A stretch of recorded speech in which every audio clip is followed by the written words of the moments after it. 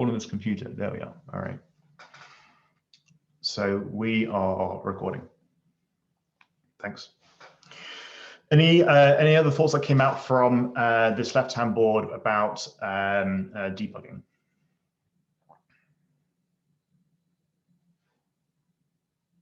Cool. So again, the main highlight of this board is the thinking about the process of finding errors. The middle board, when we have a think about the kinds of bugs, bugs in software design, bugs in syntax. This is an interesting one that I'll come back to. Different kinds of errors, syntax errors, syntax undefined variables, and cool. So these are also like specific error things that we've encountered so far. This one I like a lot, and I'll tell you why. I want you to see sort of programs as a flow of data from input to output. So let's visualize this.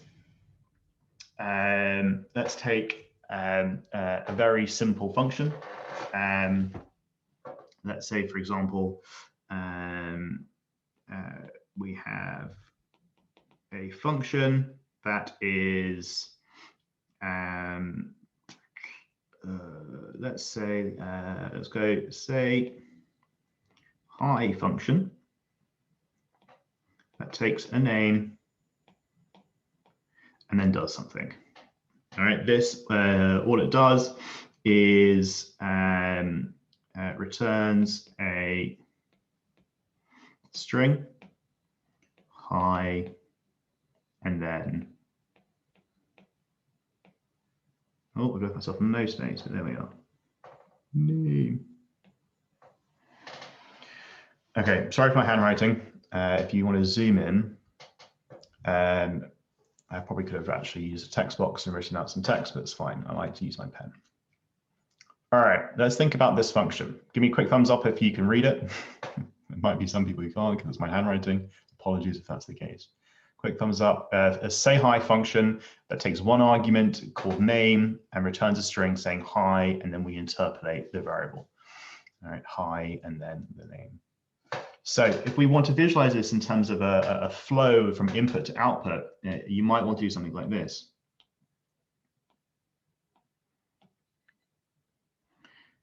Input, this is the function, and then we get an output.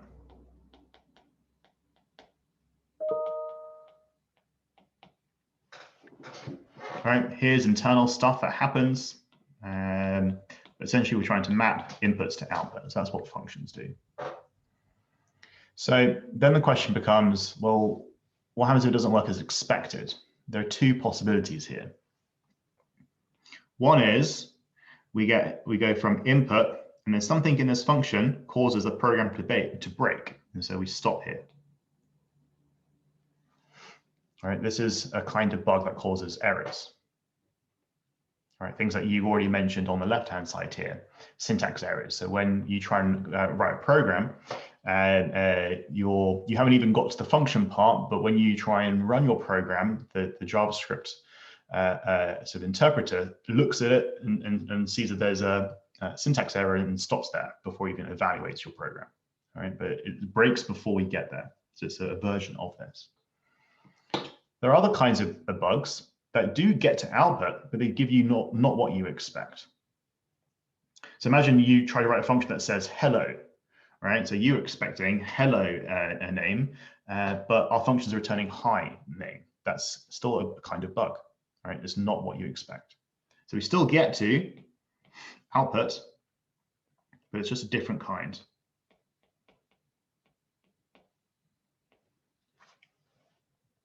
So two kinds of bugs, two main kinds of bugs. One is things that break your program, abort through the execution. So if you think of the code flowing through a program, it doesn't get to the end.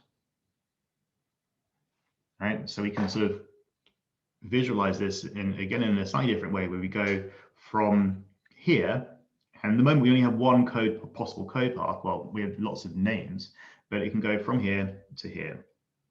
There's no branching of conditions. We just go from input to output. Whereas at the moment, if we're getting output 2, it's giving us that. So we don't want a different code path. We want to stay on that purple line, right? Whereas the first kind of error where it just breaks, we don't even get to output this line here.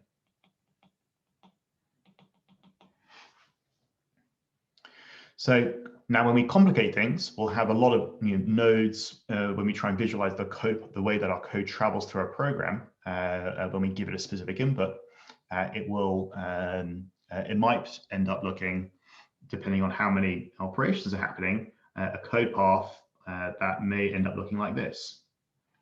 And we're trying to think about the way that the code travels through a program. If you have multiple functions taking inputs all the way from the top to the bottom.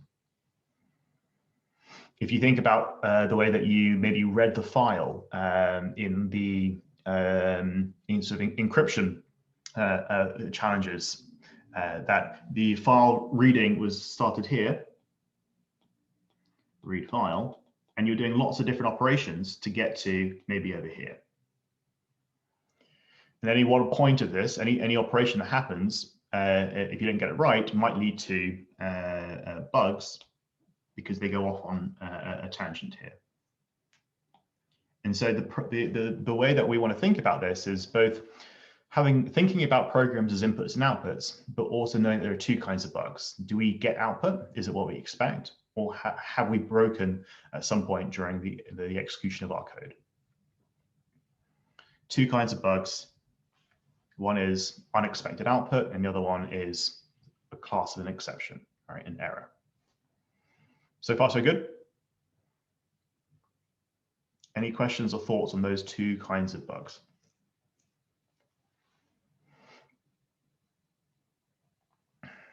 So you'll hear me sometimes talk about the code path, and sometimes your program might have multiple inputs and with multiple outputs, and we want to think about one specific code path and how that works. And this is what I have in my head when I think about a code path. When we get to test-driven development, every single output down here should be covered by a test case. And we'll get to that in our next module. Cool. So now the question becomes, we have a high level understanding of debugging and this idea of focusing on the process of debugging or finding errors and how do we do that. And then some kind of idea of what bugs are, two kinds of bugs, things that break our programs and things that give us unexpected outputs. Let's have a look at workshopping the way that we debug. So we have three objectives for this morning's session. One is define two different approaches to debugging. The second one is getting visibility using console.log. And then the third one is trying to use our visibility tools to actually debug a simple program and a more complex program.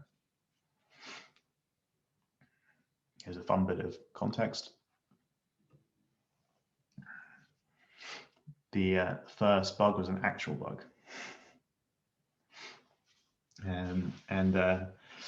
You can look through Grace Hopper's notes about how she was actually trying to debug this program, and you can see how methodical her approach was, with timestamps and actions taken to try and think about what was happening. At 3:45 on September the 9th, first actual case of bug being found, taped to the report, which was quite fun. 1947. So here we are 74 years later. Okay, quick one. Debug this. Use the thumb emoji once you've spotted what the error is.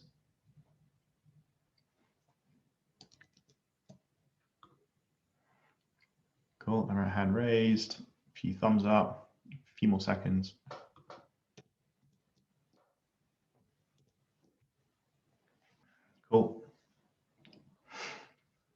5 more seconds.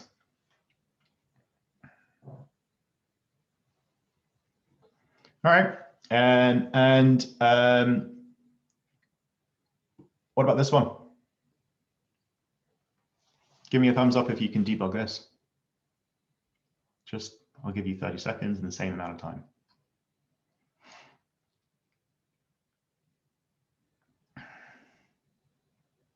I'm not gonna give you that much time. Clearly the answer is it's impossible, right, to debug right now, right?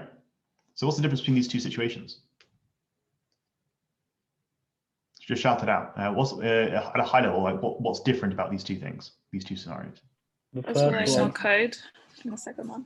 Yeah, I said shout it out. I actually did mean it, but now I realize maybe that wasn't a good idea. Miri, I think I heard your voice, or was it Paulina? I can't remember. That was me. Paulina, what did you say? There's way more code in the second one. Yeah, there's way more code, right? Any other thing that's different? That's literally like the main one. The first one's more of a like, you know, structural type thing, whereas the second one, there's so much code that you can't even tell what type of bug it is. Yeah, exactly. Right. If you don't even know what type of here, there's fewer things to look at. Your brain can pick it out, if not immediately, with some sort of speed. So there are two kinds of approaches to debugging. There's the one where you can quickly look at something, and the one that you do almost unconsciously all the time. Look at something and you have enough knowledge and context about how things should be, the grammar of a programming language, you can be like, that's not right. You can go and fix it. Right? Quite simple. One debugging approach for simple problems, just go and fix it. This example, quite clearly, we can't use that same approach. So we have to have a different approach. So this is just to be more explicit in the fact that there are two different approaches, and knowing when to switch from approach 1 to approach 2 will save you time.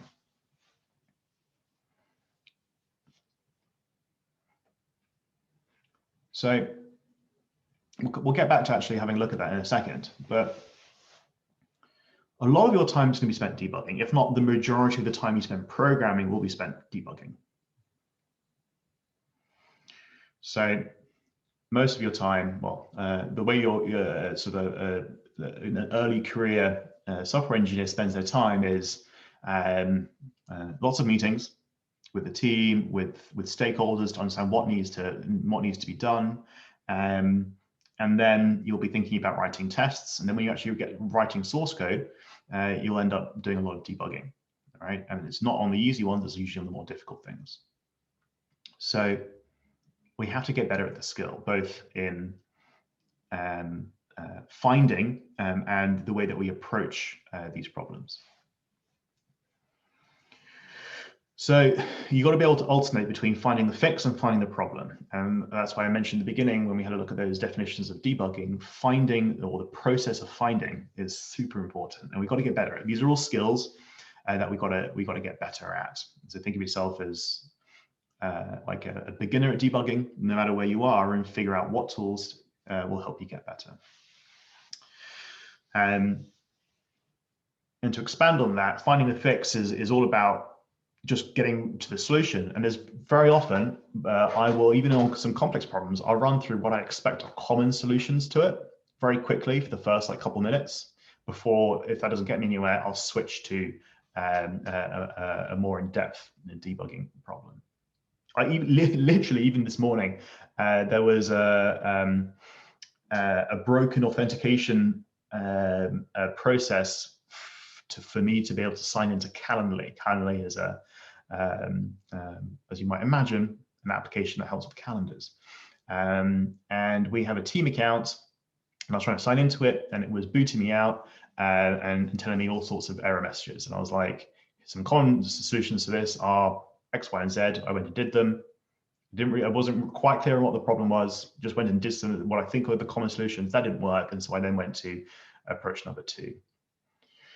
So it's okay always to do number 1 first, but knowing when to switch to number 2, as you see on the screen here, will really help save your time. So how do we do that? Most people instinctively want to jump to fixing problems. We're all software engineers. We like problem solving, we like to fix things. But knowing when to find a problem and be in that mindset will be useful.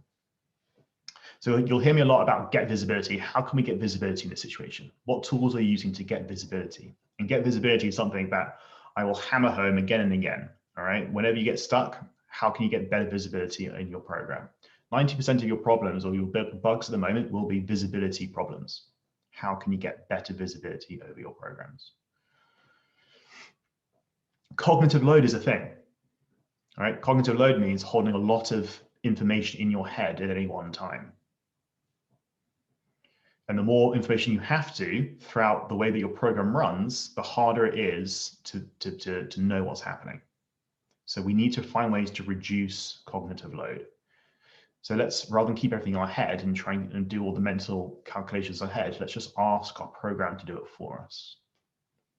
That means, how do we ask the program to tell us what's happening? Console.log. So let's have a look at a short example.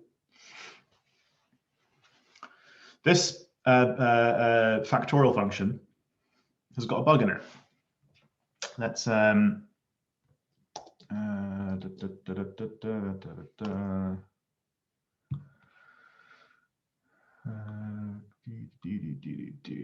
go here. Maybe it's a bit bigger so we can see. Okay, I guess I probably should explain what factorial is. Let's go back to the mirror board quickly. Just give a quick, looks like the Candly app triggers. I've got someone on the case to try and debug our Candly app actually. No, not right now, sorry. I'm already wanting to know what's going on. Okay. Factorial. Does anyone want to explain factorial for me? That might be fun. Yeah, sure. Factorial. Hold on.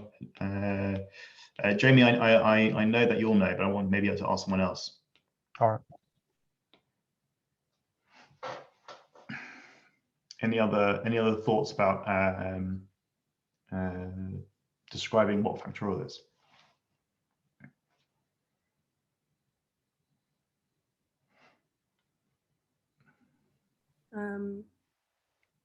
In terms of like just the factorial in maths, or is it computer science? Yep. There was someone else who was just about to talk first, though. So hold on. Sorry, that's fine. Who was talking just before? Me. Cool. Yeah, go ahead. In maths, it's basically kind of like recursively multiplying, but as you decrease in numbers. So if you had 4 factorial, for example, you have 4 multiplied by 3, multiplied by 2, multiplied by 1. Cool. All right. So this, as you said, say it again, Lantana.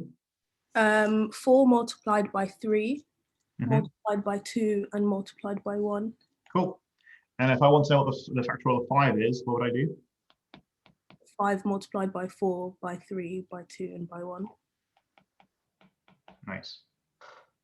Matt, was that what you were going to say as well? Yeah. Nice. Cool.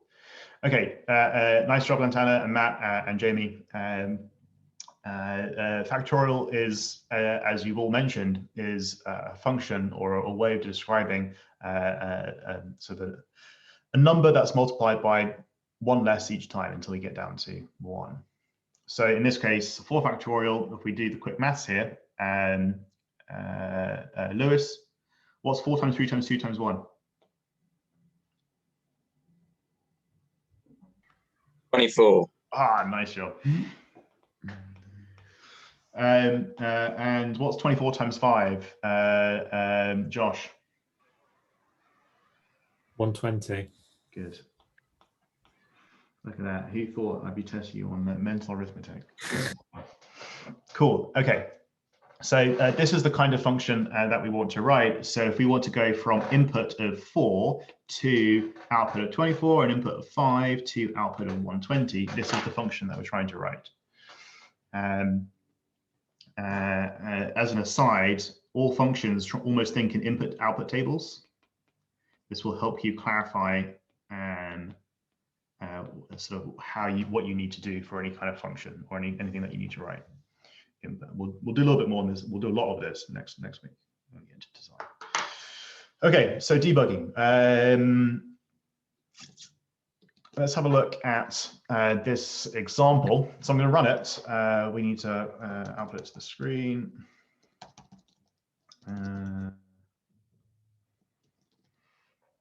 Let's run this together. And am I in the right place? No, I'm not.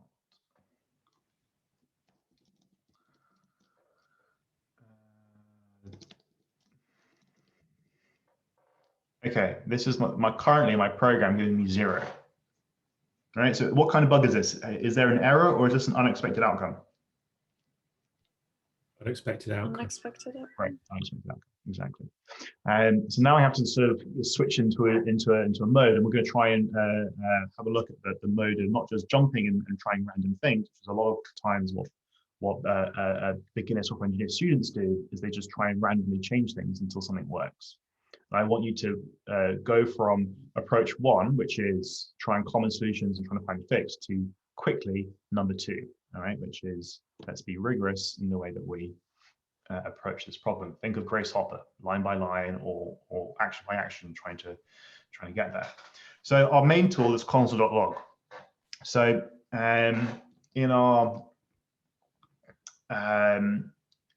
example here, we could code through the code and try and keep everything in your head, try and have that large cognitive load. It's not actually that much because it's a small problem, but fine, and figure out what is wrong. So rather than do that, let's just start logging things. All right. If we know what the bug is, can we explain it? No, that's not the point. This is, again, a simple exercise trying to demonstrate a technique. All right. Console.log. Let's start asking the program to share information to us. So let's start adding in these lines. So at the first point, let's just have a look at what the product is. And feel free to, when you do this, is to add any console logs anywhere you want. And notice the way that the strings are being formatted is a useful description and then the interrogated value. Right, this helps the output when we see it, and we'll have a look. So let's just add one more and then run our program and see what the output is. Cool, so we get a little bit more rich formatting, a little bit more rich information about the state of our program as we go through it. So at the start, the product is 1, then we multiply 1 by 4. Let's just have this side by side so we can have a look. So we start at the top here on line 3, the product starts at 1, and then we go into this loop where we start off with, if the starting number, let's say we're trying with 5, if 5 is larger than 0, so we're going to go down from 5 to 1, as Lantana pointed out, we start the number, we decrease it by 1 each time, multiplying them together. So if 5 is larger than 0, so we'll stop when we get down to 0. Then we decrease 1. So we're going to multiply then the product by the 1 less. Then we multiply the product. So we keep the product as a rolling 1. So what we're doing here is we do 5 times 1 less is 4, 20. We hold that 20, and then we do 20 times 3. Then we do 60 times 2 until we get to 120. And then we're going to log it, and then we return it. So this is the current program.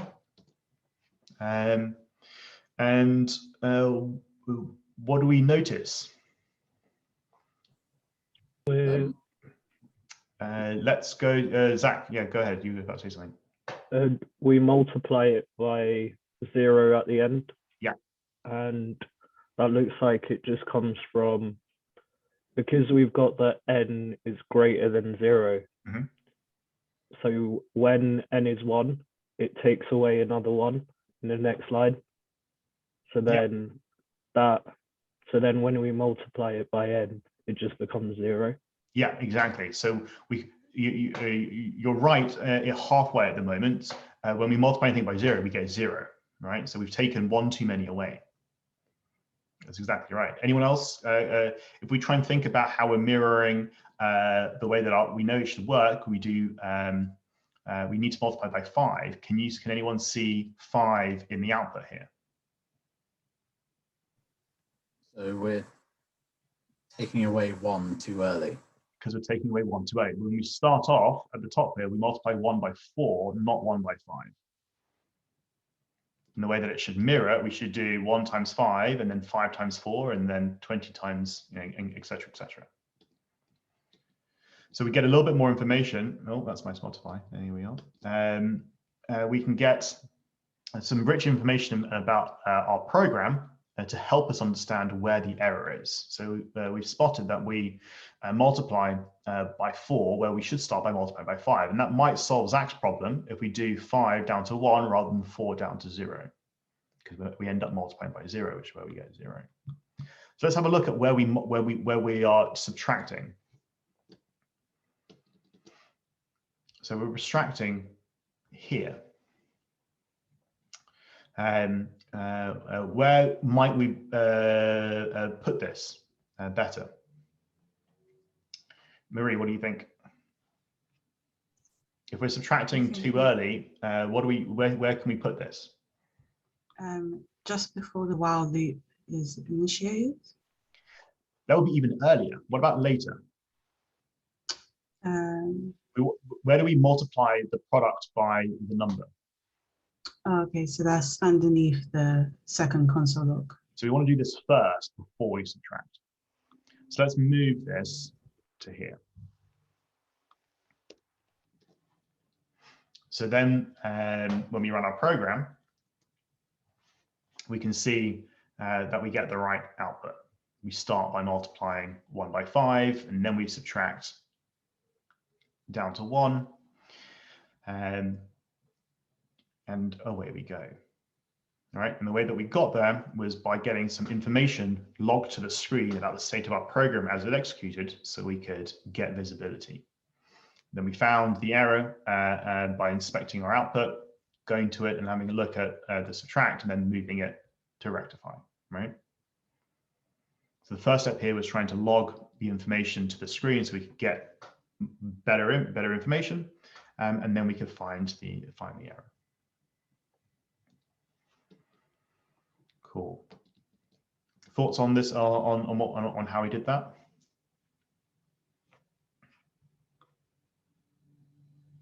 It's a bit of a math example, I know, factorial, but the main thing here to take away from it is using console.log with descriptions and interpolating values, and trying to get a lot of rich information from our program.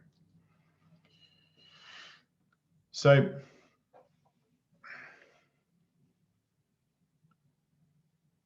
I'm going to hand it to you. I'm going to ask you to pair up in a second, and I want you to do the same thing for that sort of more difficult example I shared earlier. There are 2 other tools that I want you to explore, but we'll have a look at that afterwards. So just use console.log for the moment during exercise 4.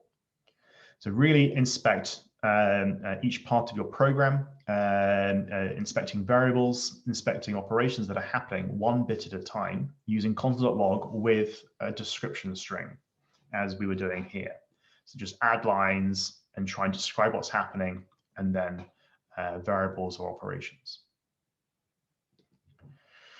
So here we have a short program, and that's a little bit similar to some of one of the challenge steps that you've been working on, where we're trying to encode strings into numbers. So there's the one thing that in order to set this up is all you need to do is copy this into a file wherever you want to, into a JavaScript file, and it reads from a text file that currently you probably all have, but exists also again at this level here. So wherever you add your program to run, just make sure this file is at the same level. So you either add another file in your workshops folder when you update your repository, so it reads, so you don't have to change anything, or just make sure that you change the file path here to your wherever you've stored the text file. Does that make sense? I don't see lots of thumbs. So here we're reading from a file, specifically at a file path that's on the same level. All right. So if you want to make this work, either change the file path to wherever you've stored the file, or just add a JavaScript file, because this file already exists in this project. So if you don't want to change anything, just add your whatever JavaScript file you want to, copy the broken program into it, and it will work. All right, but you might already have this file.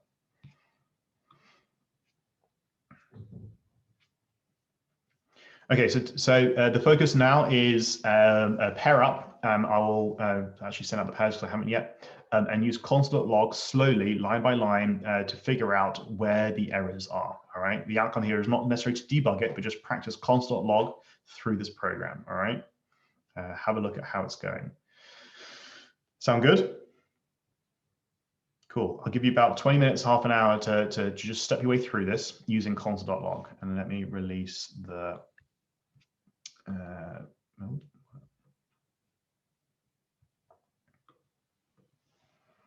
Go away.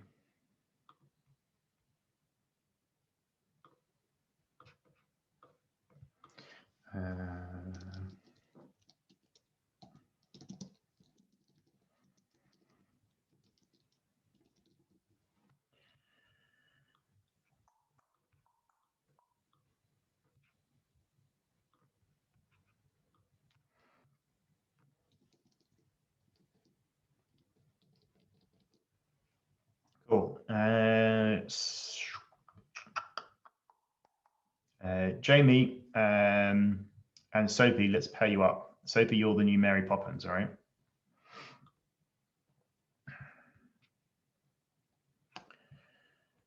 Cool. I know, because I always know. Hold right on, everyone. Let's not use those pairs. Those pairs will be for the afternoon, because while we're in Zoom, let's use the Zoom breakout rooms automatically done. That's always far easier. I'm going to stop sharing my screen, and breakout rooms automatically. I need 8 this time, not 1.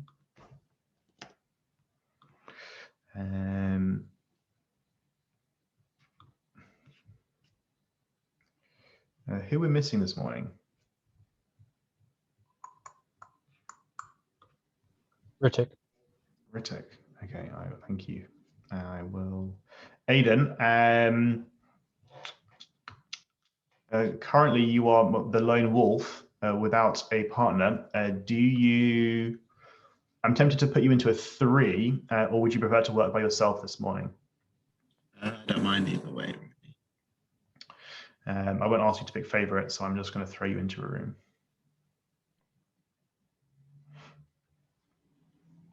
You're in room 8 by yourself. Room 7 is Jamie Lantana, so I'm going to put you into that room. All right, Aiden? Move to room 7. Cool. If you're working in a 3, the same things apply, right? Make sure you're rotating round and working together to do the objective, which is to console log your way through this broken program. Cool. Any last questions before I put you into breakout rooms? Quick thumbs, like I know what we're going to be doing for the next half an hour. Cool. All right, let's go.